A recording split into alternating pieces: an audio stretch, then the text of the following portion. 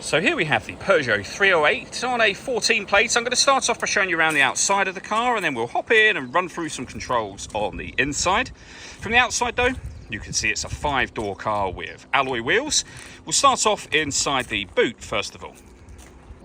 As we approach the back of the car, you can see that we've got plenty of boot space, along with that 60/40 split folding rear seat, should you wish to increase this space even further.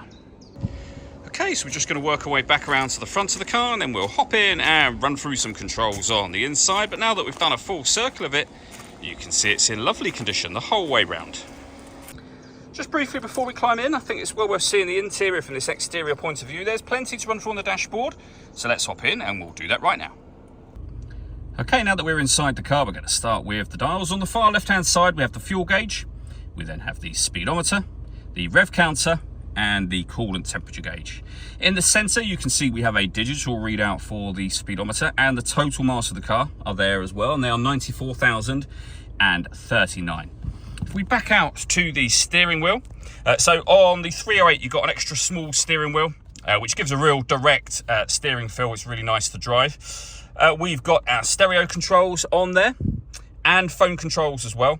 The phone controls can only be used after you pair the phone to the car, which is done on the touchscreen in the center just here.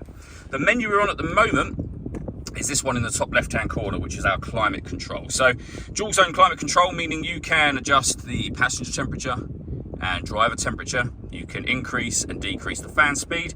The air conditioning's on at the minute, so that's off. Back on again. You can determine where you'd like the air to be distributed once it enters the car, or just hit auto. The car will now take control of the direction of the air and the fan speed to maintain the temperature you've asked for, and you can override that whenever you wish to. Over on the left hand side here, we then also have a button that will enable us to go through various car settings. Our audio options are on here as well, and up in the top corner there you can access your FM, DAB and AM radio. We've got iPod input, Bluetooth audio, auxiliary input, USB audio as well, so you can plug in a USB device. You can plug in your smartphone as well for various different Peugeot friendly apps, and as you can see we've got satellite navigation, so nice clear colour display. It's a really easy system to use, and you can pair your phone from up on here as well. Below that we have the main volume for the stereo, deadlock, so you can lock and unlock the car doors from the outside. We can recirculate the air that's in the car. That's a great way of heating it up or cooling it down quickly depending on the temperature that you've set.